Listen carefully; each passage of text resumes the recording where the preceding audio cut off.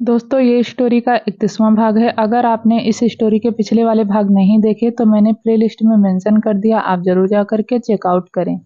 कियान ने सुहानी को खुद से अलग करके उसकी आंखों से निकल रहे आंसुओं को साफ किया और उसे आंखों से ही इशारा कर रोने से मना किया। तभी लाइट्स ऑन हुई और सभी दोनों को चीयर करने लगे। फिर राहुल ने सबको देखते हुए कहा, कंपटीशन अभी बाकी है। अब हमारी पूरी टीम हो गई है तो देखते हैं कौन जीतता है। तभी उसकी बात पर स्वाति ने कहा, हाँ हाँ, देखते हैं कौन जीतता है। एक बार फिर वह सभी दो ग्रुप में बैठ गए। तभी रेहान ने कियान से कहा, चल अब इन्हें मिलकर हराते हैं और प्रूव करते हैं कि इनसे बेहतर हम हैं और हम ही रहेंगे। उसकी बात पर कियान धीरे से मुस्कुराया और उसने पलकें झुका दी। एक बार फिर म्यूजिक ऑन हुआ और फाइनल राउंड स्टार्ट हुआ।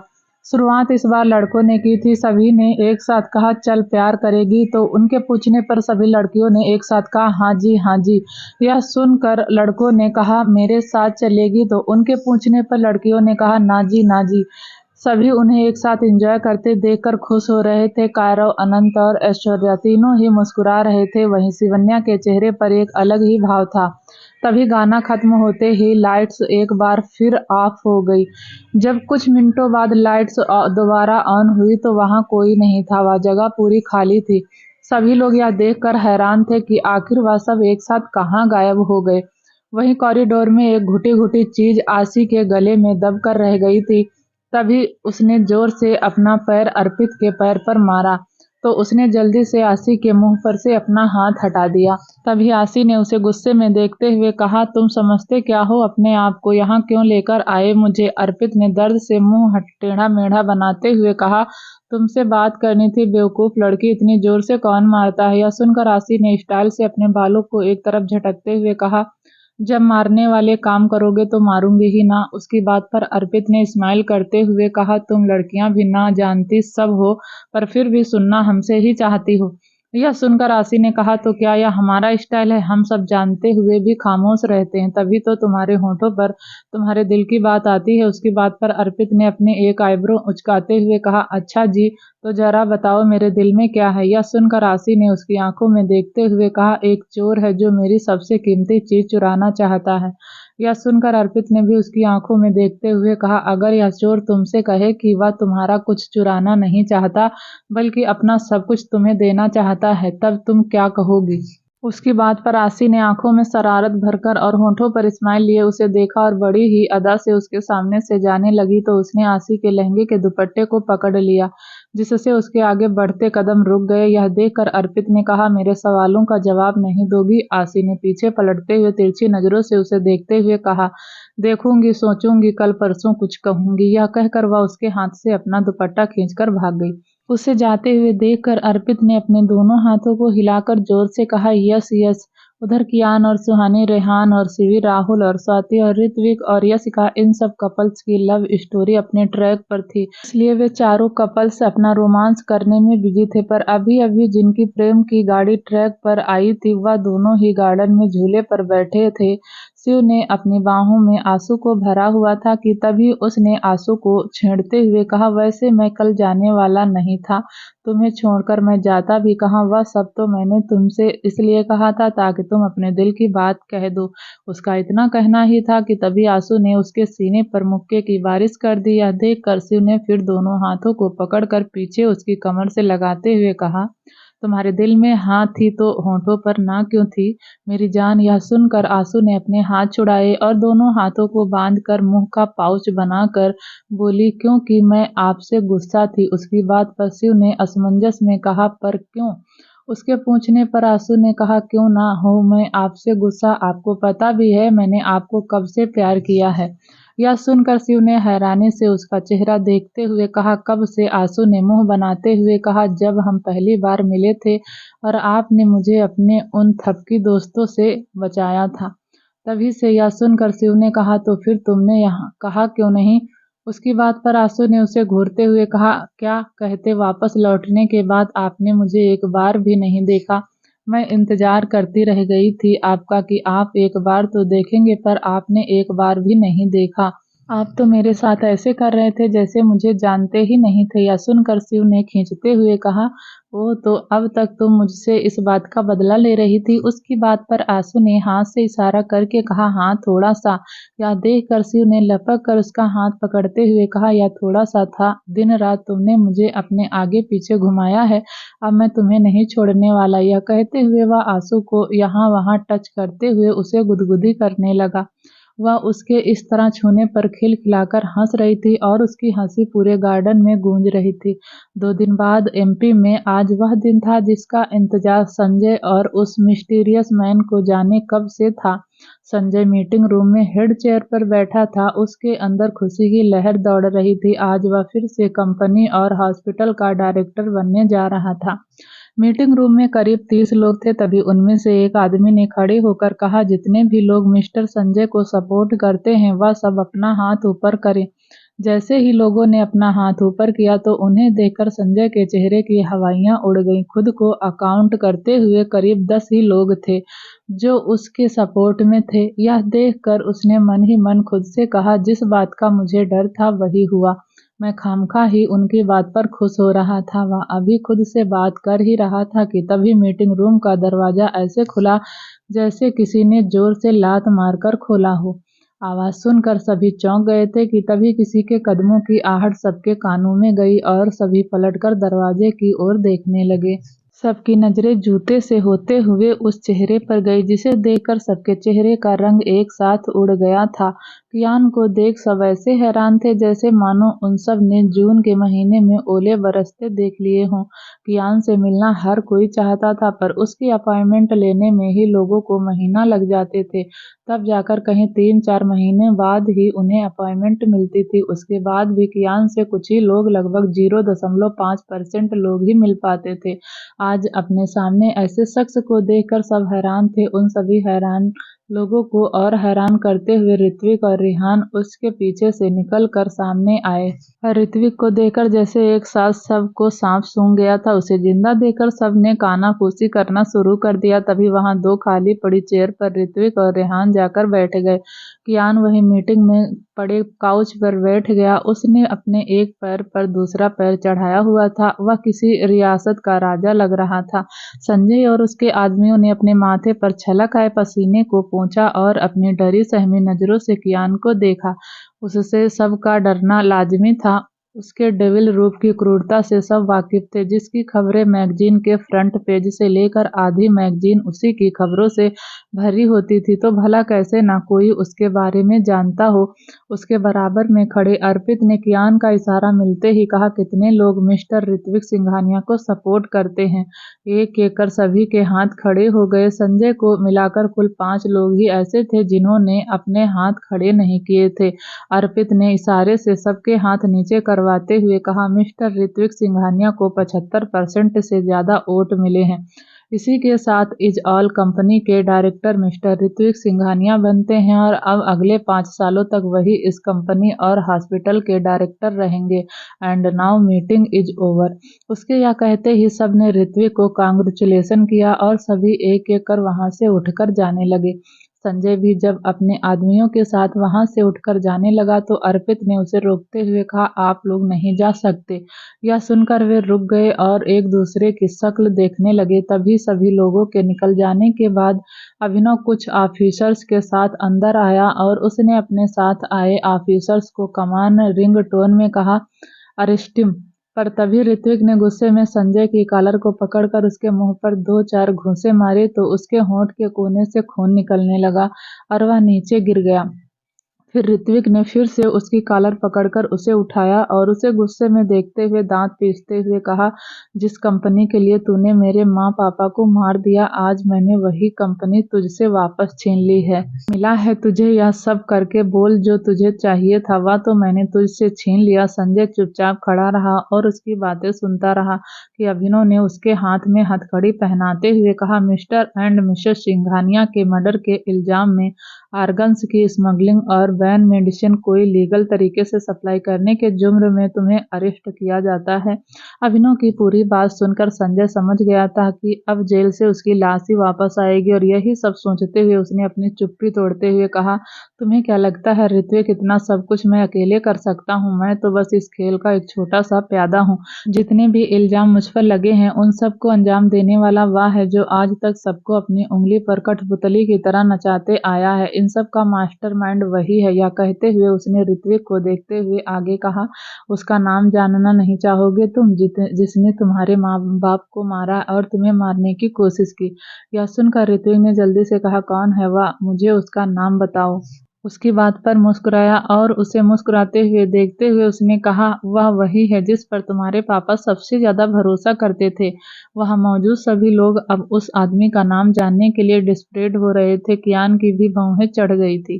तभी ऋत्विक ने संजय की कॉलर को अपनी मुट्ठियों में भर लिया और दांत पीसते हुए कहा, कौन है वह? नाम बताओ मुझे उसका। रेहान जो साइड में खड़ा सब देख रहा था कि तभी उसने जल्दी से ऋत्विक को पीछे पकड़कर अपनी ओर खींच लिया। ऋत्विक के सामने से हटते ही एक गोली ग्लास वॉल में होल करके अंदर आई और सीधी संजय के लेफ्ट साइड सीने में लगी।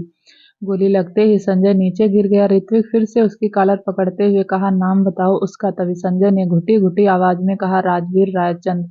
यह कहते हुए उसकी सांसें रुक गई। यह सुनकर रेहान ने संजय को देखते हुए कहा, हु इज दिस? संजय ने मरते हुए जो नाम लिया उसे सुनकर सब हैरान थे। इसमें कोई शक नहीं था कि यह नाम कितना जाना पहचाना और ऐसे ही एक दूसरे नाम से मिलता जुलता है। वहां मौजूद सभी लोग अब उस नाम को उसी के जैसे दूसरे नाम से कनेक्ट करने में लग गए थे और अब सबके मन में एक ही सवाल था कि उन दोनों नाम के बीच संबंध क्या था। सबकी नजरें कुछ सोचते हुए ऋत्विक पर जाकर अटक गई। जब ऋत्विक ने सबको खुद को ही देखते पाया तो समझ गया कि सब उससे क्या सुनना चाहते हैं। तभी वह कियान के पास उसके बगल में रखे सोफे पर जाकर बैठ गया और एक टक टी टेबल पर रखे फ्लावर पॉट को देखने लगा। तभी उसने फ्लावर पॉट को देखते हुए कहा, पापा ने हमेशा मुझे और आरू को अपने बिजनेस और उससे रिलेटेड चीजों से दूर ही रखा था। वह चाहते थे कि हम दोनों उनकी तरह ही बेस्ट सर्जन बने। इसलिए हाई स्कूल के बाद मैं और आरू यूएसए में ही सेटल हो गए। शुरू शुरू में पापा मम्मी दोनों हमारे साथ ही रहते थे, पर दादाजी की हेल्थ सही ना रहने की वजह से दोनों इंडिया आ गए थे। पर हम वहीं रह गए अपनी स्टडी करने के लिए। हम दोनों सिर्फ ऑकेजन पर ही इंडिया आते थे। 4-5 दिन रहने के बाद हम वापस यूएसए चले जाते थे। ऋत्विक बोल ही रहा था और सब उसकी बातें ध्यान से सुन रहे थे। सबकी नजरें उसी पर थी। उसके चेहरे के भाव कुछ गंभीर थे। तभी ऋत्विक ने अपनी बात को जारी रखते हुए आगे कहा, हमें हमारे रिलेटिव के अलावा फ्रेंड्स और पार्टनर्स के बारे में कभी कुछ पता ही नहीं चला। पर एक बार पापा ने राजवीर रायचंद के बारे में बताया था। मैं जब यूएसए में था वह दोनों बहुत अच्छे दोस्त बन गए थे और वे दोनों ही अपनी दोस्ती को रिश्तेदारी में बदलना चाहते थे। इसलिए पापा ने आरू की शादी उनके बड़े बेटे विवान के साथ तय कर दी थी। आरू की स्टडी कंप्लीट होने के बाद दोनों की शादी होने वाली थी। कियान अभी तक शांत बैठा था, पर ऋत्विक की यह बात सुनकर उसके चेहरे के एक्सप्रेशन एकदम से बदल गए। उसकी भौहें तन गई और चेहरे पर कठोरता बिखर सी गई। सुहानी की शादी किसी और से, यह बात उसे अच्छी नहीं लगी। उसके एक्सप्रेशन को रेहान भी नोटिस कर रहा था। वहीं कियान खुद को यह सोचने से रोक नहीं पाया कि अगर यह सब ना हुआ होता तो आज उसकी एंजल किसी और की वाइफ होती। यह ख्याल ही उसे शैतान बनने के लिए काफी था। कल तक उसे सुहानी के पास्ट को लेकर दुख होता था, पर आज उसे कुछ अलग ही लग रहा था। उसे खुशी हो रही थी कि अगर यह सब नहीं हुआ होता तो सुहानी आज उसके पास नहीं होती। यह सब एक किस्मत का खेल ही था जो बीत गया। उसे कोई नहीं बदल सकता था। शायद किस्मत को सुहानी को उसके पास लाना था, इसलिए उसकी जिंदगी में ऐसी घटनाएं घटी। अगर वह सब ना घटित हुआ होता तो उसका मिलना भी एक ख्वाब जैसा होता, जिसका हकीकत से कोई वास्ता ना होता। कियान को यह सब किस्मत का खेल लग रहा था। उसने एक बार फिर ऋत्विक की तरफ देखा तो उसने आगे कहा, आरू की शादी फिक्स हो गई है। यह बात उसे छोड़कर सब जानते थे। वह जल्द से जल्द आरू की एंगेजमेंट विवान से करवाना चाहते थे। सब कुछ इतना जल्दी होते देखकर मुझे कुछ ठीक नहीं लगा। तो मैंने अपने कुछ दोस्तों को उसके पीछे लगा दिया। 1 हफ्ते में ही मेरे पास विवान की सारी इन्फॉर्मेशन थी और मेरा शक सही निकला। मैंने वह सारी इन्फॉर्मेशन पापा को मेल कर दी। पापा ने उसी दिन रिश्ता तोड़ दिया और उनके बीच की फ्रेंडशिप और पार्टनरशिप सब खत्म हो गई। ऋत्विक ने बात खत्म करते हुए एक नज़र सबको देखा तो सब उसी को देख रहे थे। तभी कियान ने अपनी कोल्ड वॉइस में कहा, इस बात को कितना टाइम हो गया है? यह सुनकर ऋत्विक ने उसकी तरफ देखते हुए कहा, लगभग 4 साल। फिर कुछ सोचते हुए उसने आगे कहा, यह उसी साल की बात है जब आरू अपनी मॉडर्न मेडिसिन की स्टडीज कंप्लीट करके इंडिया आई थी। पापा अपने एनिवर्सरी वाले दिन ही आरू की एंगेजमेंट करवाने वाले थे, पर उससे 1 महीने पहले ही उनके बीच के सारे रिलेशन खत्म हो गए। तभी रेहान ने अचानक से बीच में कहा, विवान के बारे में तुम्हें ऐसा क्या पता चल गया था कि तुमने एक ही दिन में सब खत्म करवा दिया? उसके पूछने पर ऋत्विक ने उसकी बात का जवाब देते हुए कहा, वह ड्रग्स लेता था, लेट नाइट क्लब में पार्टी करता था, 1 नाइट स्पेंड करना उसकी हॉबी थी और ऐसे इंसान के साथ में अपनी आरू की शादी कैसे होने देता? अगर वह एक्सीडेंट में मरा नहीं होता तो उसकी जान मैं खुद अपने हाथों से ले लेता। सुनकर रेहान ने चौंकते हुए पूछा, क्या वह मर भी गया? उसके पूछने पर ऋत्विक ने कहा, हाँ, ड्रग्स का ओवरडोज लेकर ड्राइव कर रहा था, ट्रक ने टक्कर मारी और वह सीधा ऊपर चला गया। उसकी बात खत्म होते ही रेहान ने कियान की तरफ देखते हुए कहा, क्या तू भी वही सोच रहा है जो मैं सोच रहा हूँ? उसके पूछने पर कियान ने पलकें झपकाकर हाँ कह दिया। तभी रेहान ने फिर से सवाल किया, क्या तुम्हें कुछ और पता है उसकी फैमिली के बारे में? यह सुनकर ऋत्विक ने सोचते हुए कहा, मैं उनसे पर्सनली तो कभी नहीं मिला हूँ, पर जब रिश्ते की बात हो रही थी तब पापा ने उनकी एक फैमिली फोटो भेजी थी। उसकी बात पर कियान ने पूछा, उसकी फैमिली में कौन कौन है? यह सुनकर ऋत्विक ने उसकी तरफ देखकर सोचते हुए कहा, विवान और उसके मम्मी पापा हैं, उसकी एक छोटी बहन भी थी। क्या नाम था उसका? हाँ, रिया, रिया नाम था उसका। यह सुनकर कियान की भौहें तन गई। उसके इस लुक को देखकर रेहान ने अर्पित से कहा, भाई जरा इसकी हिस्ट्री निकाल। अर्पित ने सिर हिलाते हुए ओके कह दिया। फिर कियान ने अभिनव को देखकर कमान रिंगटोन में कहा, जो बचे हैं उन्हें अरेस्ट करो, इनमें जो भी इंफॉर्मेशन मिलती है मुझे मेल करो। अभिनव ने ओके सर कहा और कियान उठकर जाने लगा तो एक एक करके सब उसके पीछे चले गए। कियान, रेहान और ऋत्विक तीनों एक ही कार में थे। एक दूसरे के आमने सामने बैठे हुए तीनों लोग कुछ ना कुछ सोच रहे थे। तभी रेहान को कुछ खुराफात सूझी और उसने कियान की टांग खींचते हुए ऋत्विक से पूछा, वेल, अब तो तुम्हारी बहन की शादी इस डेविल से हो गई है, पर अगर शादी नहीं हुई होती तो क्या तुम इससे अपनी बहन की शादी होने देते? या सुनते ही कियान के एक्सप्रेशन चेंज हो गए और वह उसे खा जाने वाली नजरों से देख रहा था। वहीं ऋत्विक ने बिना एक पल की देरी किए ही रेहान की बात पर कहा, नहीं होने देता। या सुनते ही कियान ने अपनी ठंडी आंखों से उसकी तरफ देखा तो ऋत्विक ने भी उसकी आंखों में देखते हुए कहा, हाँ, मैं तुमसे अपनी आरू की शादी कभी नहीं होने देता। इसमें कोई शक नहीं कि तुम हर जगह से परफेक्ट हो, पर इतनी परफेक्शन के बाद भी मैं तुमसे अपनी बहन की शादी नहीं होने देता। यह सुनकर कियान ने अपनी खामोशी तोड़ते हुए कहा, और वह क्यों?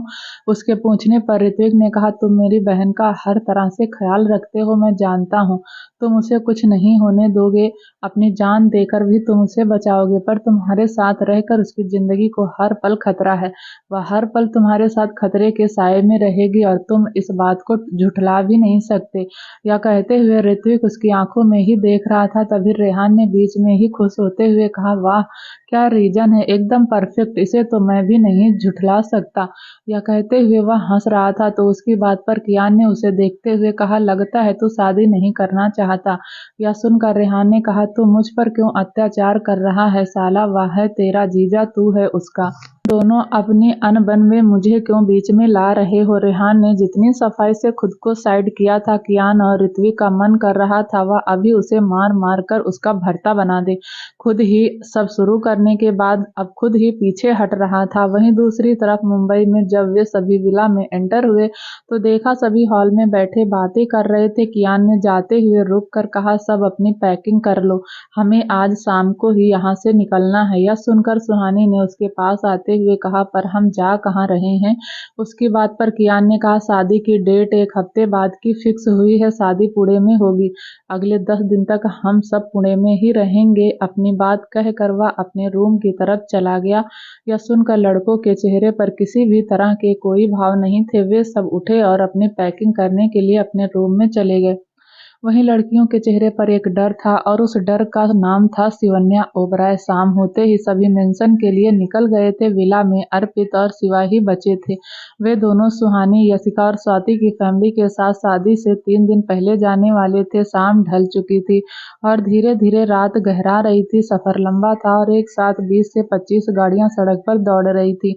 वह सभी मेंशन में मिडनाइट ही पहुंचने वाले थे। आगे की कुछ गाड़ियों में और पीछे की कुछ गाड़ियों में गार्ड थे जो बीच की गाड़ियों को प्रोटेक्ट करने के लिए थे। हर एक गाड़ी में एक कपल था। सबसे आगे कियान और सुहानी थे, उसके पीछे रेहान और शिवी, उनके पीछे ऋत्विक और यशिका और उनके पीछे राहुल और स्वाति। वे सभी अपनी गाड़ी खुद ड्राइव कर रहे थे। सबसे पीछे वाली कार में शिव, आशु और आशी थे। आशु और आशी की अच्छी दोस्ती हो गई थी। दोनों की एज भी सेम थी। वे दोनों बैक सीट पर बैठी कंटिन्यूअसली एक दूसरे से बातें किए जा रही थी। उनकी बातें सुनकर अब शिव के सिर में दर्द होने लगा था। तभी उसने एक कॉटन की बॉल बनाकर उसे अपने कानों में ठूंस लिया। उसने तिरछी नजरों से एक नजर पीछे मुड़कर देखा और मन ही मन अर्पित को गालियां देने लगा। उसने गुस्से में खुद से कहा, साले तू क्यों नहीं आया? अगर तू आज यहाँ होता तो मैं आज उसके साथ कितना सारा टाइम स्पेंड करता। कितनी बातें थी जो मैं आंसू से करना चाहता था, पर तेरी वाली के साथ होने की वजह से मैं उससे बात तो दूर उसे सही से देख भी नहीं पा रहा हूँ। खुद से यह कहते हुए शिव ने अपना फोन निकाला और उसमें एक मैसेज टाइप करने लगा। वह अर्पित को मैसेज टाइप कर रहा था और उस मैसेज में उसने चुन चुनकर एकदम बढ़िया वाली गालियां लिखकर अर्पित को सेंड कर दी थी।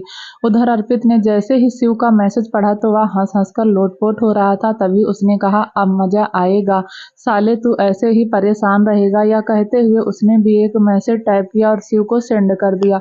उधर जैसे ही शिव ने मैसेज देखा तो उसकी आंखें गुस्से से भर गई। मैसेज में लिखा था, तुझे क्या लगा अकेले अकेले ही मजे लेगा? झेल अब तू दोनों को, जब तक मैं वहां नहीं आ जाता। इसके आगे एक इमोजी आंख मारने वाला और 2-3 हंसने वाली भी थी।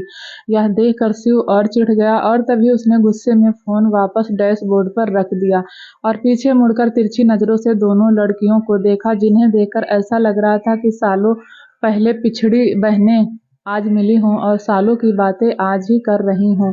उसने गुस्से में दोनों हाथों से अपना सिर पकड़ लिया। उसकी मुट्ठी में उसके सिर के बाल भरे थे। शिव का यह एक्शन उसके गुस्से और फ्रस्ट्रेशन को बयां कर रहा था। कार ड्राइवर ने जब शिव को ऐसे करते हुए देखा तो उसने डरते हुए कहा, sir are you okay? Driver के पूछने पर शिव ने झुंझलाते हुए कहा, तुम ड्राइविंग पर ध्यान दो यार, यहाँ जिंदगी की वाट लगी हुई है और तुम्हें मैं ओके दिख रहा हूँ। यह सुनकर ड्राइवर चुप हो गया। फिर उसने आगे कुछ नहीं कहा और चुपचाप ड्राइविंग करने लगा। वहीं उधर सुहानी बहुत देर से कियान के कंधे पर सिर रखकर सो रही थी। तभी उसने पूरी नींद होते ही उबासी लेते हुए अपनी आंखें खोली तो उसकी आंखों के सामने घना अंधेरा था। यह देखकर उसने कियान की तरफ देखा, जिसका पूरा कॉन्सेंट्रेट ड्राइविंग पर था। फिर उसे देखते हुए उसकी चिंता करते हुए उसने कहा, आप कितनी देर से ड्राइविंग कर रहे हैं? थोड़ा रुक जाते हैं ना, आपको रेस्ट की जरूरत है। उसकी बात पर कियान ने सामने देखते हुए कहा, रास्ते में रुकना इट्स नॉट सेफ। सुहानी यह सुनकर सुहानी ने मन ही मन खुद से कहा, आई नो रास्ते में रुकना सेफ नहीं है, पर आप कितनी देर से ड्राइविंग कर रहे हैं? आप बहुत थक गए हैं, पर आप यह जाहिर नहीं होने देंगे मिस्टर राक्षस, आपको आराम की जरूरत है। या मैं कैसे समझाऊं आपको? यह कहते हुए सुहानी सोच रही थी कि वह ऐसा क्या करे कि कियान उसकी बात मानकर थोड़ी देर रेस्ट कर ले। तभी उसकी नजर रोड साइड ढाबे पर गई और उस ढाबे को देखकर आइडिया आया और उसने जल्दी से अपने दोनों हाथों को पेट पर रखते हुए मुंह बनाकर कहा, मुझे बहुत तेज भूख लगी है, मुझे अभी खाना है। यह कहते हुए उसने कियान की तरफ देखा तो वह उसकी बात सुनकर उसी को देख रहा था। उसे देखते हुए सुहानी ने फिर से मुंह बनाकर कहा, मेरे पेट के चूहे आपस में जंग लड़ रहे हैं, उन्हें भूख लगी है, नहीं तो वह मेरे पेट में ऐसे ही लड़ते रहेंगे। आप सुन रहे हैं ना, मुझे खाना है पति देव। उसका रिएक्शन देखकर कियान ने मन ही मन खुद से कहा, नौटंकीबाज लड़की। यह कहते हुए उसने ठीक ढाबे के सामने अपनी कार रोक दी। कियान उसके एक्सप्रेशन और उसकी बातें सुनकर ही समझ गया था कि वह झूठ बोल रही है। कियान की कार के रुकते ही एक एक कर सभी की गाड़ियां रुक गईं। गार्ड्स ने भी अपनी गाड़ियां साइड में पार्क कर दी। कियान ने अपना सीट बेल्ट हटाया और सुहानी के ऊपर झुककर उसकी आंखों में देखते हुए कहा, तुम्हें भूख लगी है और तुम यह अनहाइजेनिक खाना खाना चाहती हो। यह कहते हुए वह उसका सीट बेल्ट निकाल रहा था। वहीं उसकी बात पर सुहानी ने कहा, किसने कहा यह अनहाइजीनिक है? मैंने सुना है ढाबे का खाना तो बहुत टेस्टी होता है और आज मैं इस खाने को टेस्ट भी करूंगी। यह कहते हुए उसने अपने होठों पर जीभ घुमाई। उसकी यह फेक एक्साइटमेंट देखकर कियान समझ रहा था कि यह सब दिखावा है। तभी उसका सीट बेल्ट अनब्लॉक करके उसकी आंखों में देखते हुए उसने कहा, क्यों करती हो इतनी परवाह मेरी? मैं तुम्हें छोड़कर इतनी जल्दी नहीं जाने वाला हूँ। जब भी जाऊंगा अपने साथ लेकर जाऊंगा। यह सुनते ही सुहानी ने उसके होठों पर अपना हाथ रखते हुए कहा, मुझे आपके साथ एक लंबी जिंदगी जीनी है, तो आगे से आप ऐसी बातें ना ही करें तो अच्छा है। और रही बात आपकी केयर करने की, तो वह मेरा हक है जो आप खुद भी मुझसे छीन नहीं सकते, समझे मिस्टर राक्षस? सुहानी ने यह बात गंभीरता से और आर्डर देने वाले अंदाज में कही थी। सुहानी का उस पर हक जताना कियान को अच्छा लगता था। वह उसकी बात पर धीरे से मुस्कुराया और उसके होठों को छूने के लिए आगे बढ़ा। पर इससे पहले कि वह उसके होठों को चूमकर अपने मन को शांत करता कि तभी किसी ने कार की विंडो पर नॉक किया। यह देखकर वह वापस से अपनी जगह पर बैठ गया। फिर उसने विंडो के ग्लास को नीचे किया तो उसके सामने रेहान खड़ा था। कियान को देखते हुए उसने कहा, हम यहाँ क्यों रुके हैं? उसके पूछने पर कियान ने कहा, पहले कुछ खा लेते हैं फिर आगे बढ़ते हैं। उसकी बात पर रेहान ने कहा, तू और यहाँ ढाबे पर खाना खाएगा? यह कहकर उसने ऊपर आकाश की तरफ देखते हुए कहा, आज चांद कहाँ से निकला है? कहीं पश्चिम की जगह पूरब से तो नहीं निकला? कियान ने उसकी बात से फ्रस्ट्रेट होते हुए कहा, सुहानी को भूख लगी है। यह सुनकर रेहान ने स्माइल करते हुए कहा, हाँ तो ऐसा बोलना कि मिसेस डेविल को भूख लगी है। मैं भी सोचूं तू कब से ऐसी जगहों पर खाना खाने लगा। तभी वह सभी कार से निकलकर ढाबे के पास इकट्ठा हो गए। वहां बिछी हुई अलग अलग खटिया पर सभी जाकर बैठ गए। कियान के साथ साथ सभी ऐसी जगह का पहली बार एक्सपीरियंस ले रहे थे। उन्हें थोड़ा अजीब लग रहा था, पर वह करते भी क्या? खाना तो उन सभी को खाना था। तभी ढाबे पर काम कर रहे लोग सभी के पास गए और उनसे उनका आर्डर लेने लगे। जब एक लड़का सुहानी के पास आया तो उसने लड़के को अपना आर्डर देते हुए कहा, बटर नान, शाही पनीर, मिक्स वेज, कढ़ी चावल और छाछ, सब एक एक प्लेट ले आना भैया। मेरा हो गया, अब तुम सर का भी आर्डर ले लो। यह कहते हुए वह स्माइल कर रही थी तो वहीं कियान की नजरें उस पर ही थी। सुहानी को देखते हुए उसने खुद से कहा, यह सच में इतना सब खा लेगी? उसे सुहानी पर डाउट हो रहा था कि तभी सुहानी की बात मानकर उस लड़के ने कियान की तरफ देखते हुए कहा, सर आपका आर्डर। यह सुनकर कियान अपनी सोच की दुनिया से बाहर आया और उसने लड़के से कहा, जाओ मैडम का आर्डर ले आओ। उसकी बात मानकर वह लड़का चला गया। तभी सुहानी ने उसे देखते हुए कहा, यह क्या किया आपने? आपने अपना आर्डर क्यों नहीं दिया? उसकी बात पर कियान ने कहा, आर यू श्योर कि तुम इतना अकेले खा लोगी? उसके पूछने पर सुहानी ने एटीट्यूड में कहा, हाँ मैं खा लूंगी और अपने खाने में से मैं आपको इतना सा भी नहीं दूंगी। यह कहते हुए उसने मुंह बना लिया तो कियान उसकी बात पर मुस्कुराने लगा।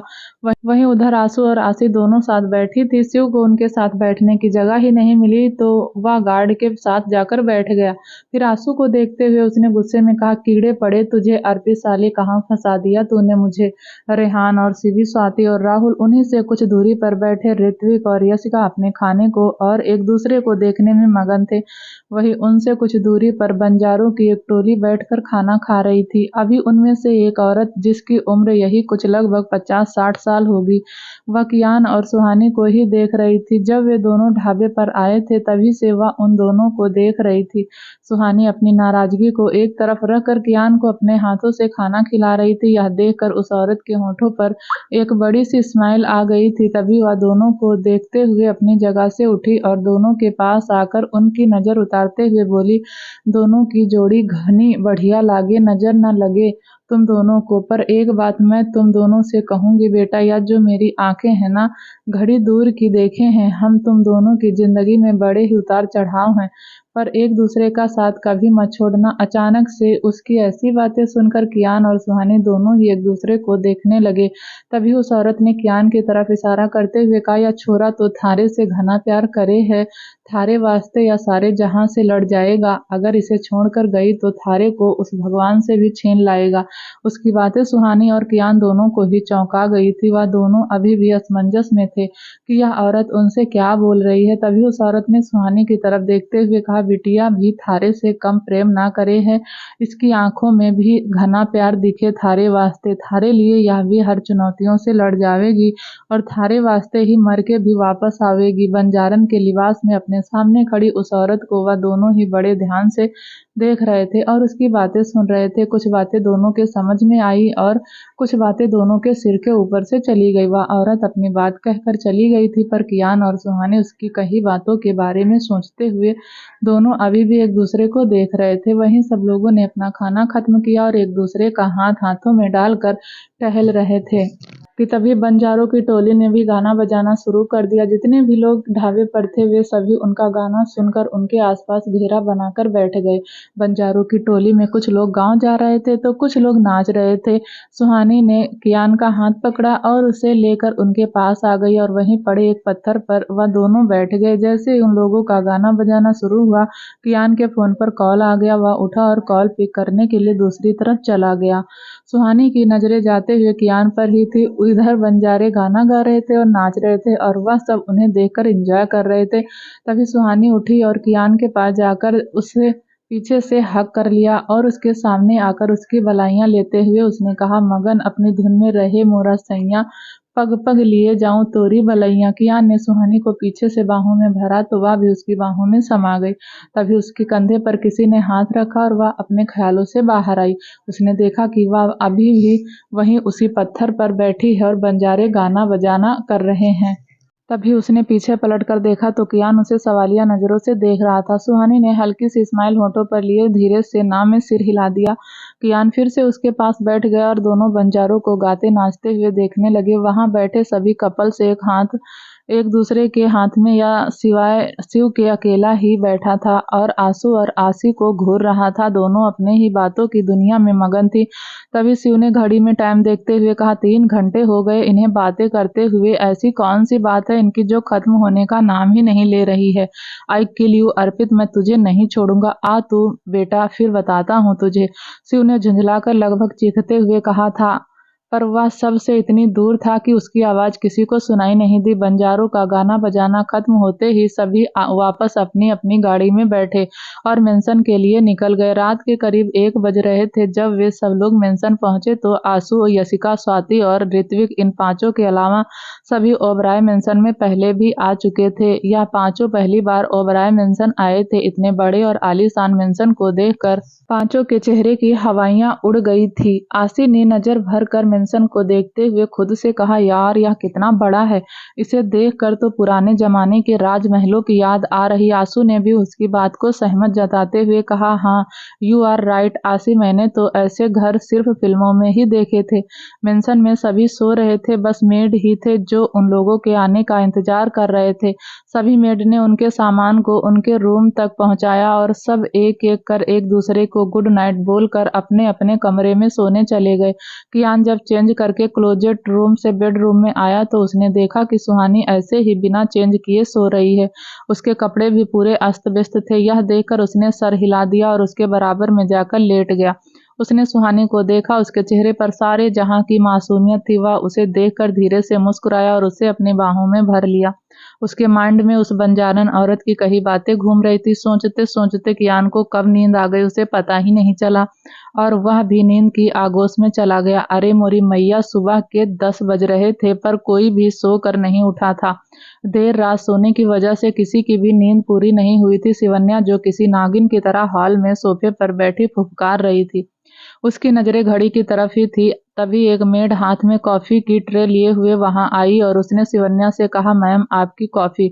उसने गुस्से में मेड की तरफ देखा और उसके ऊपर अपना गुस्सा निकालते हुए बोली, सिर पर रख दो मेरे, इतनी बड़ी टेबल दिखाई नहीं देती क्या तुम्हें। उसके डांटने पर मेड ने कॉफी की ट्रे टेबल पर रख दी।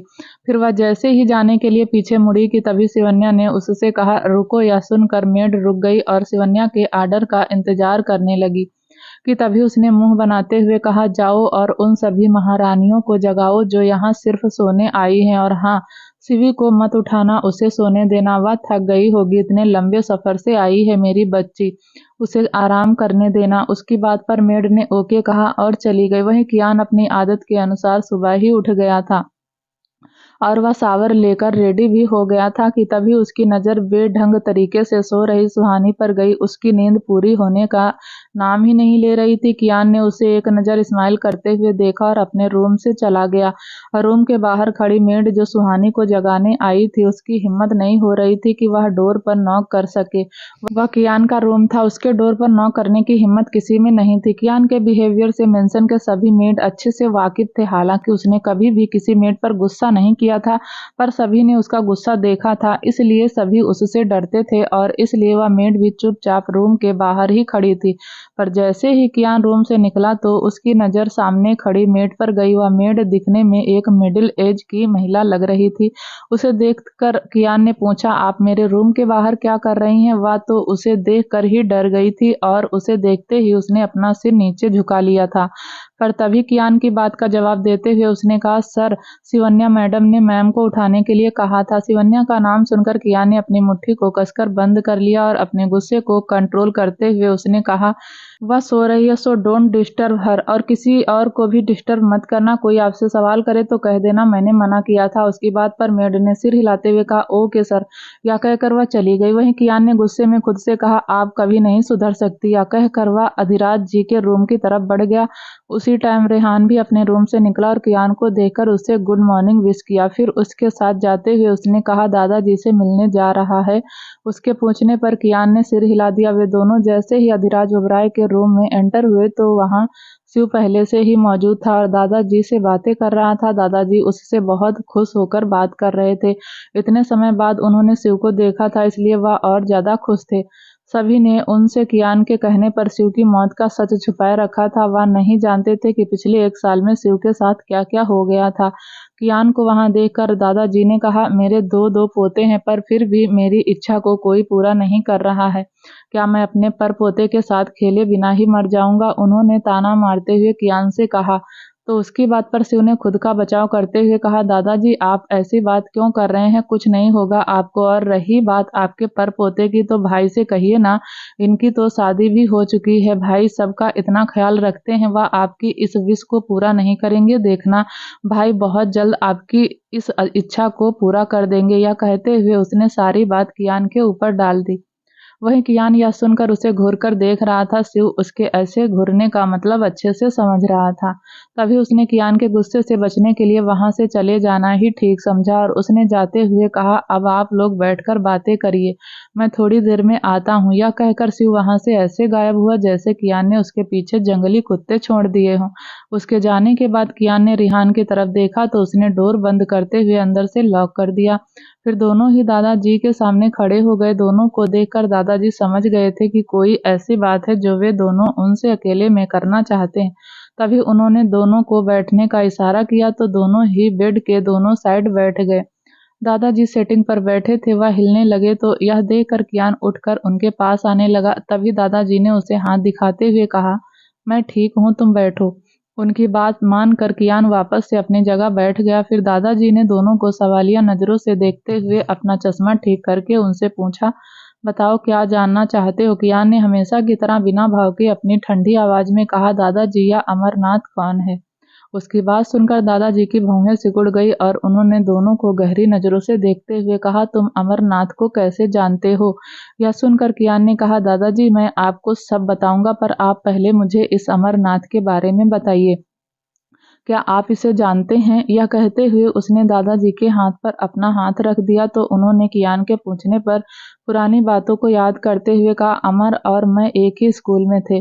अमर को हमेशा ही नंबर 1 पर रहना पसंद था, पर जब मैंने स्कूल ज्वाइन किया तब हमेशा से नंबर 1 की पोजीशन पर रहने वाला अमर नंबर 2 पर आ गया और यह बात उसे खटकने लगी और वह इसीलिए मुझसे चिढ़ा चिढ़ा रहने लगा। उनकी बात सुनते ही कियान और रिहान की भौहें तन गई और दोनों एक दूसरे की तरफ देखने लगे। फिर दोनों को देखते हुए दादाजी ने कहा, हमारे फाइनल एग्जाम से एक दिन पहले अमर ने मुझे चैलेंज किया कि इस बार वह ही फर्स्ट आएगा।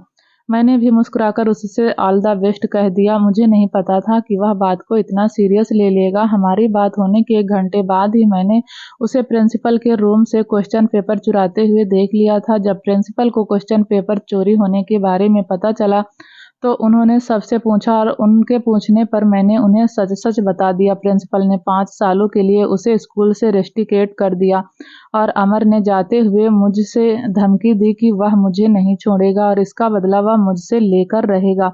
मैंने उसे समझाया भी और उससे माफ़ी भी मांगी पर वह अपनी जिद पर अड़ा रहा। यह सुनकर कियान और रिहान की भौहें फिर से तन गई और वह दोनों और ध्यान से उनकी बातें सुनने लगे।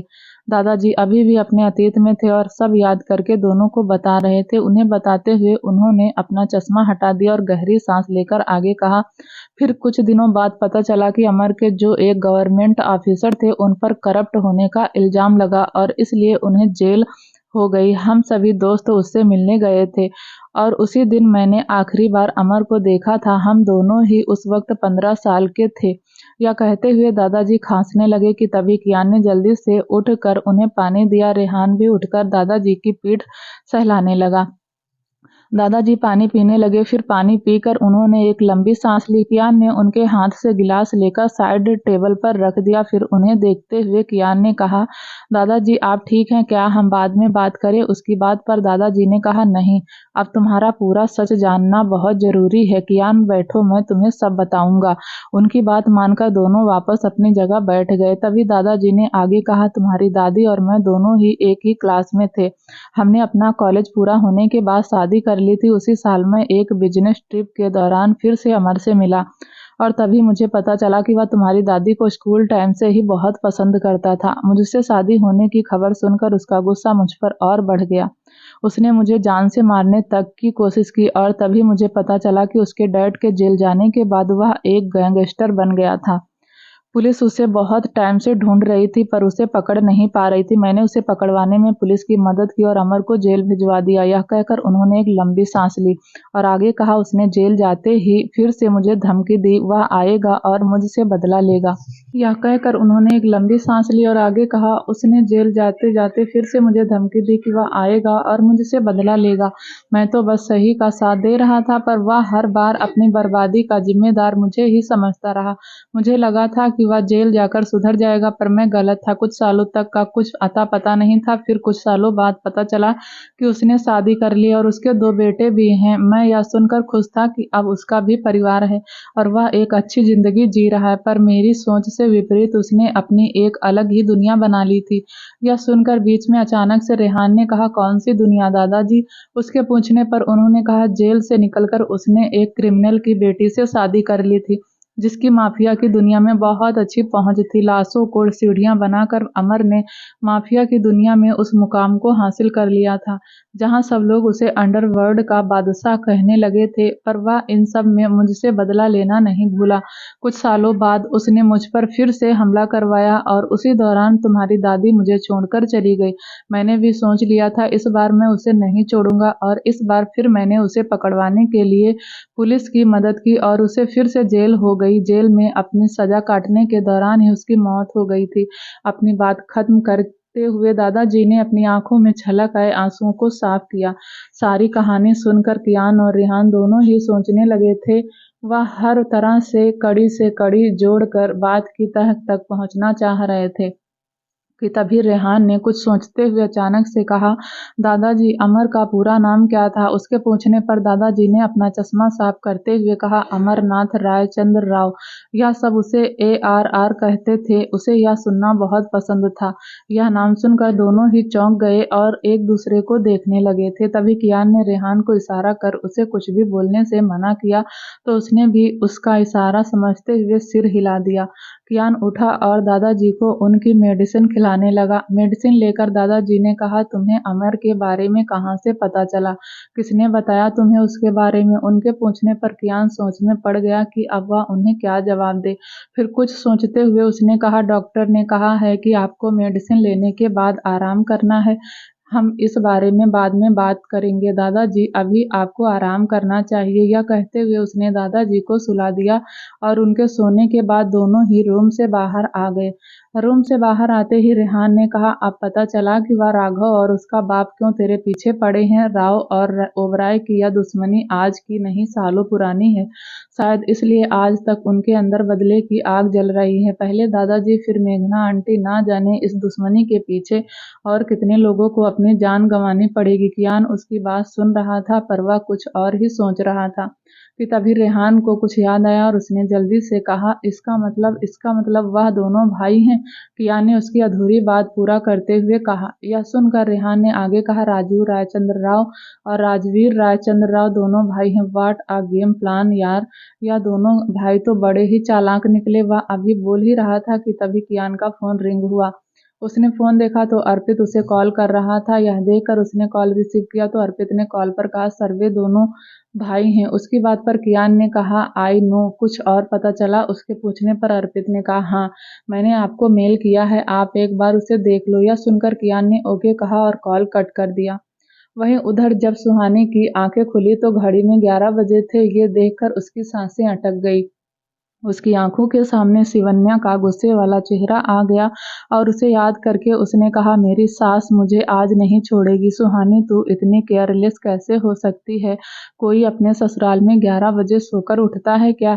अब ना जाने वह तेरे साथ क्या ही करेंगे। वह खुद से ही बातें करते हुए रेडी होकर 12:30 बजे तक हॉल में आ गई। उसके पीछे पीछे स्वाति, यशिका, आशु, शिवी और आशी भी आ गई थी। शिवन्या उन सभी को घूर घूर कर देख रही थी और वे सब उसके डर से अपना सिर झुकाए उसके सामने खड़ी थी। अब तक यशिका को भी पता चल गया था कि उसकी ननद की सास बहुत खड़ूस है। शिवन्या ने सुहानी को घूरते हुए वहीं खड़ी एक मेड से कहा, ब्रेकफास्ट लगाओ इनका, या इस घर की बड़ी बहू है जिनकी सुबह ही 12 बजे होती है। फिर खुद में ही बड़बड़ाते हुए उसने आगे कहा, पता नहीं इस घर के रीत रिवाज को यह लड़की कैसे निभाएगी। कियान को भी ना जाने क्या दिख गया इसमें, जो इस कुंभकर्ण की बहन से शादी करके बैठ गया। उसके धीरे बोलने पर भी सुहानी ने उसकी बातें सुन ली थी। शिवन्या की बातें थी या जहर में डूबा हुआ कोई तीर जो सीधा सुहानी के दिल पर जाकर लगा था। उसकी आंखें डबडबा गई थी, पर तभी उसने अपनी पलकों को तेजी से झपकाया और आंसुओं को बाहर छलकने से रोक लिया। वहीं शिवी को अपनी माँ की बात पर बहुत गुस्सा आ रहा था। वह गुस्से में अपनी मुट्ठी को भींच कर रह गई। वह सबके सामने शिवन्या से लड़ना नहीं चाहती थी, इसलिए उसने जानबूझकर अपने मुंह पर खामोशी का ताला लगा रखा था। शिवन्या की बातें सुनकर आशु ने डरते हुए मन ही मन खुद से कहा, यह दिल को इतना सुना देती है, पता नहीं मेरे साथ क्या ही करेगी। भगवान रक्षा करे मेरी और मेरी दी की हमारी इस सास से। पता नहीं क्यों आपने हम दोनों बहनों को ही ऐसी सास दी। आशी, स्वाति और यशिका वे तीनों भी शिवन्या की बात सुनकर एक दूसरे का चेहरा देख रही थी। उनसे कुछ दूरी पर खड़े कायरों ने शिवन्या को ताने मारते हुए देख लिया था। तभी वह उसके पीछे पीछे अपने रूम में गए और डोर को अंदर से बंद कर उसके सामने जाकर उन्होंने कहा, जब अच्छा बोल नहीं सकती हो तो मुंह ही क्यों खोलती हो अपना? हाँ, तुम्हें मुझसे प्यार चाहिए, सम्मान चाहिए, कैसे करूं मैं तुम्हारा सम्मान? क्या कभी तुमने खुद को बदलने की कोशिश की है? क्या कभी तुमने कियान को माँ का प्यार दिया है? अरे तुम कियान को छोड़ो, तुम तो खुद के बच्चों की भी माँ नहीं बन पाई। कितनी कड़वाहट है तुम्हारे अंदर, इतनी कड़वी जुबान और ऐसा दिल जिसमें किसी के लिए भी प्यार नहीं है, सिर्फ नफरत ही भरी है। कोई ऐसे इंसान से कैसे प्यार कर सकता है? कायरों की बात सुनकर शिवन्या की आंखें डबडबा गई, पर उन्हें कोई फर्क नहीं पड़ा और वह अपनी बात कहकर जाने लगे कि तभी रुककर उन्होंने बिना पीछे मुड़े कहा, अभी भी वक्त है, सुधर जाओ खुद को, वरना एक दिन अकेली रह जाओगी। तुम्हारे पास अपना कहने वाला कोई नहीं होगा, तुम्हारी खुद की औलाद भी नहीं। यह कहकर वह चले गए। उनके शब्दों का बाण शिवन्या के दिल पर जाकर लगा और वह वहीं बैठकर रोने लगी। वहीं स्टडी रूम में कियान और रेहान दोनों मेल में आए फोटोग्राफ्स को देख रहे थे। मेल में पूरे राव परिवार की फोटोज थी। कियान आज तक रिया को राजीव की बेटी समझ रहा था, पर वह असल में राजीव की बेटी ना होकर राजवीर की बेटी थी। राजीव की एक ही जायज औलाद थी और वह था राघव। वही राजवीर के 2 बच्चे थे, विवान और रिया, और अब दोनों ही इस दुनिया में नहीं थे। राजवीर और राजीव दोनों भाइयों ने अपने पिता के सरनेम को ही बांट लिया था। जहां राजीव ने अपने नाम के पीछे राव लगा रखा था तो वहीं राजवीर ने रायचंद्र लगा रखा था। अर्पित ने फोटोज के साथ साथ राव फैमिली की पूरी इन्फॉर्मेशन निकाल ली थी, जिसे उसने 15 पेजों में पीडीएफ बनाकर कियान को मेल किया था। उस 15 पेजों की पीडीएफ को पढ़ते हुए कियान के होठों पर गहरी मुस्कान थी। रेहान ने जब कियान को इस तरह मुस्कुराते देखा तो उसे उसका इस तरह मुस्कुराना खटकने लगा। वह जानना चाहता था कि वह जरूर कुछ खतरनाक सोच रहा है। जब रेहान ने क्यूरियोसिटी से हैंडल नहीं हुई तो उसने पूछ ही लिया, क्या प्लान है। उसके पूछने पर कियान ने कहा, कोई प्लान नहीं। यह सुनकर रेहान ने क्यूरियस होते हुए पूछा, तो फिर तू ऐसे स्माइल क्यों कर रहा है। उसकी बात पर कियान ने कहा, एक ने अपने बाप की गद्दी संभाली तो दूसरे ने एम्पायर खड़ा किया। वह दोनों ही सबकी नजरों में ऐसे रहे जैसे वे दोनों एक दूसरे को जानते तक नहीं, पर रियलिटी में वे दोनों ही एक दूसरे के साथ खड़े रहे और एक दूसरे के काम आते रहे। वे दोनों भाई लीगल बिजनेस की आड़ में सारे इल्लीगल काम करते रहे। जहां एक तरफ कियान रेहान को दोनों भाइयों का सच पता चल रहा था तो वहीं दूसरी तरफ राजीव और राजवीर दोनों एक दूसरे के आमने सामने बैठे थे। राजवीर ने उसके सामने कियान का नाम लिया तो राजीव एक बार फिर गुस्से से पागल हो गया और वह गुस्से में बोला, अब तक तो उसे हमारे बारे में सब पता चल गया होगा। यह सुनकर राजवीर ने शांति से पूछा, अब आगे क्या करना है। उसकी बात पर राजीव ने कहा, वही जो उसने सोचा भी नहीं होगा। यह सुनकर राजवीर ने कहा, राघव की शादी कब है। उसके पूछने पर राजीव ने तिरछा मुस्कुराते हुए कहा, बहुत जल्द। यह सुनकर राजवीर ने कहा, अब एक राघव ही है जो हमारे वंश को आगे बढ़ा सकता है। उसकी बात पर राजीव ने सिर हिलाया और राजवीर की तरफ देखकर पूछा, वह कैसी है। अब उसकी बात का जवाब देते हुए राजवीर ने कहा, अभी तो कोमा में है। यह सुनकर राजीव ने उसके हाथ पर अपना एक हाथ रखते हुए कहा, तो फिक्र मत कर, उसे कुछ नहीं होगा, वह जल्दी ही ठीक हो जाएगी। यह सुनकर राजवीर ने सिर हिला दिया। वहीं उधर विला में आंसू और आशी दोनों ही एक दूसरे की कंपनी को खूब एंजॉय कर रही थी। दोनों सुबह से ही पूरे मेंशन को घूम घूम कर देख रहे थे। मेंशन जितना आलीशान था उतना ही यूनिक था। उसके अंदर का इंटीरियर भी एक्सपेंसिव था। शो पीसेस, पेंटिंग और वाश वे सभी एक्शन से ऊंची कीमतों पर खरीदे हुए थे। ज्यादातर चीजें तो आउट ऑफ इंडिया की ही थी, जिन पर लिखा भी था made in Italy, made in Russia और मेड इन जापान। वे दोनों मेंशन की सुंदरता देखकर उसकी तारीफ कर ही रही थी और एक दूसरे से इसी बारे में बातें करते हुए जा रही थी कि तभी आशी के पैर से धक्का देने पर आंसू कॉरिडोर में रखे एक वाश से टकरा गई और वह उससे टकराते ही टूटकर फ्लोर पर बिखर गया। यह देखकर दोनों का गला डर से सूख गया। दोनों कभी एक दूसरे की शक्ल देखती तो कभी फ्लोर पर टूटे पड़े वास को देखते हुए दोनों के चेहरे पर डर साफ दिख रहा था और उस डर का नाम था शिवन्या ओबराय। तभी आशी ने टूटे पड़े वास को देखकर डरते हुए कहा, चल जल्दी निकलते हैं यहाँ से, इससे पहले कि तेरी सासू माँ, सारी होने वाली सासू माँ के सिपाही आकर हमें कैद करके उनके पास ले जाए। उसका साथ देते हुए आंसू ने कहा, तेरी बात सही है यार, अगर पकड़े गए तो उम्र कैद की सजा तय है। यह कहते हुए दोनों वहां से जाने लगी, पर इससे पहले कि वे दोनों वहां से 9-2-11 होती कि तभी उन्हें सामने से एक एलिगेट लेडी आती दिखी, जिसे देखकर दोनों की ही सांसें अटक गई। दोनों ने एक दूसरे के हाथ को कसकर थाम लिया और डरी सहमी नजरों से सामने से आ रही शिवन्या को देखने लगी। शिवन्या, जिसके चेहरे पर गुस्सा साफ दिख रहा था, वह उनके सामने आकर खड़ी हुई। उसने टूटे हुए वास को देखकर दोनों को देखते हुए उनसे पूछा, यह वास किसने तोड़ा। उसकी आवाज ही दोनों को डरा गई थी। उसकी आवाज सुनकर दोनों ही अंदर तक कांप उठी थी। तभी दोनों ने एक साथ डरते हुए धीरे से कहा, आंटी, हमसे गलती से यह टूट गया। दोनों की बात सुनकर अगले ही पल जो शिवन्या ने किया उस पर उन दोनों को ही विश्वास नहीं हुआ। दोनों को लगने लगा कि वह खुली आंखों से सपना देख रहे हैं। शिवन्या ने दोनों को खुद से इतना डरते देखकर और उसकी बात सुनकर उसने दोनों के गाल पर प्यार से हाथ रखते हुए कहा, तुम दोनों को कहीं चोट तो नहीं लगी। यह सुनकर दोनों को ऐसा झटका लगा मानो दोनों ने रेगिस्तान में बर्फ पड़ते देख ली हो। शिवन्या के मुंह से इतनी मीठी बोली उन्हें मीठे जहर जैसी लग रही थी, जिसका कोई तोड़ नहीं था। दोनों अपनी आंखें बड़ी किए उसे हैरानी से देख रही थी और उसे देखते हुए ही दोनों ने ना में सिर हिला दिया। यह देखकर शिवन्या ने स्माइल करते हुए कहा, ठीक है, आराम से जाओ और अपना ख्याल रखो, कुछ चाहिए होगा तो मुझसे कह देना, इसे सर्वेंट साफ कर देंगे। तुम दोनों जाओ। इस बात पर भी दोनों ने जुड़वा बहनों की तरह फिर से अपने सिर को हिला दिया और चली गई। जाते हुए आंसू ने आशी से कहा, यह क्या हो गया है, मेरी होने वाली सास को कड़वी बातें करने वाली आज चाशनी जैसी मीठी बातें क्यों कर रही है, कहीं इनके सिर पर चोट वोट नहीं लग गई। यह सुनकर आशी ने उसे समझाते हुए कहा, ओहो आंसू, तुझे तो खुश होना चाहिए, फाइनली तेरी सास सुधर रही है। उसकी बात पर आंसू ने कहा, बात तो सही है तेरी, पर यह खुशी मुझसे हैंडल नहीं हो रही। चल चल कर सबको यह ब्रेकिंग न्यूज देते हैं। या कहते हुए उसने आशी का हाथ पकड़ा और तेज कदमों से उसके साथ चली गई। शादी में ज्यादा टाइम नहीं था, इसलिए पहले से ही तैयारियां शुरू हो गई थी। जब आशु और आशी दोनों हॉल में आई तो सुहानी, शिवी, यशिका और स्वाति ड्रेसेस देख रही थी। कियान के कहने पर कोई भी शॉपिंग के लिए बाहर नहीं गया था। बेस्ट से best dress designer, jewellery design और मेकअप आर्टिस्ट को मेंशन में ही बुलाया गया था। हॉल में फैले चमक धमक को देखकर दोनों ही भूल गई कि वह यहाँ क्या बताने आई थी और वे दोनों भी उनके साथ मिलकर अपने लिए ड्रेसेस देखने लगी। एक बार फिर जब शिवन्या की वहाँ एंट्री हुई तो उसे देखकर दोनों को याद आया कि वह यहाँ क्या कहने आई थी, पर शिवन्या को सामने खड़े देखकर उनके मुंह से कुछ नहीं निकला। तभी शिवन्या ने डिजाइनर को अलर्ट करते हुए कहा, ध्यान रहे, यहाँ के लिए जो ड्रेस डिजाइन की जाएंगी उसकी कोई भी कॉपी मार्केट में नहीं दिखनी चाहिए। आपको आपकी पेमेंट मुंहमांगी मिलेगी, पर ड्रेसेस की डिजाइन यूनिक होनी चाहिए। मुझे ड्रेसेस की फेस डिजाइन चाहिए जो आज से पहले किसी ने नहीं पहनी हो। क्या होगा आगे जानने के लिए प्लीज दोस्तों चैनल को लाइक, शेयर, सब्सक्राइब जरूर करें ताकि जब भी वीडियो डालें आपको नोटिफिकेशन तुरंत मिले। तब तक के लिए नमस्कार, धन्यवाद।